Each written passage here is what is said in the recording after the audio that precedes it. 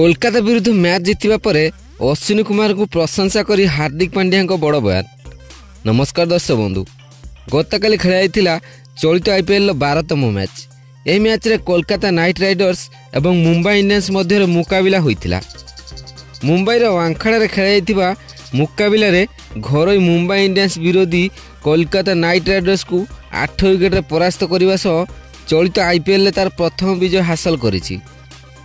मुंबई एपर्यंत खेली 3टी मैच रु यही मैच जीति निजर पॉइंट तालिकार शुभारंभ करिछि।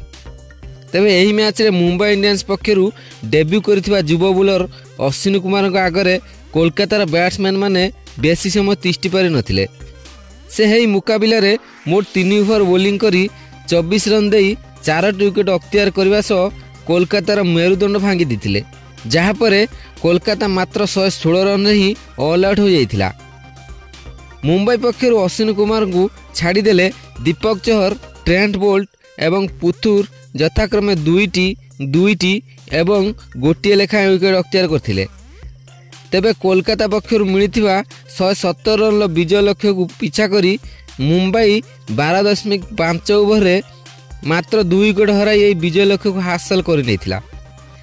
मुंबई पक्षर रियान रिकेल्टन धुआंधार बैटिंग करने सह आईपीएल तांकर प्रथम अर्धशतक हासिल करथिले।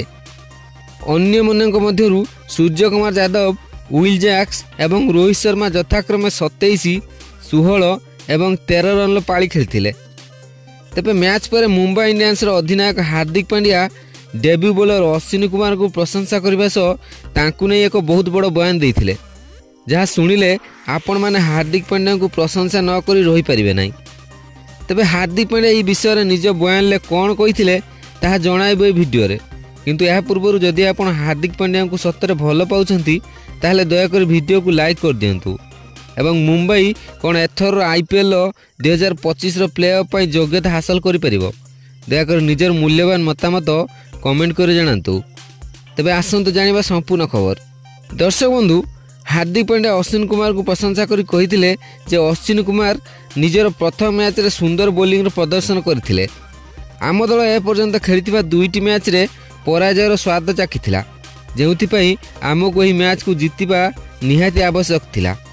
आउ एही समय रे तांको आम दल पई डेब्यू करिवार सुजोग मिलिथिला एवं से एही सुजोग रो सफल फायदा उठाई पारथिले एवं कोलकातार 4टी विकेट अख्तियार करथिले।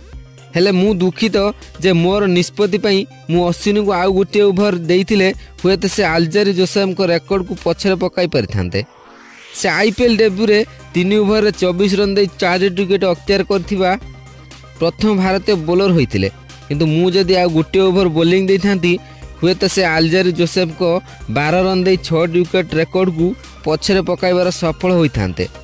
तेबे दर्शक बंधु, आपणक मतर अश्विनी कुमार कौन आउ गोटे ओभर बोलिंग पाइथिले अल्जारी जोसेफ को रेकर्ड को भांगी पारि थांते?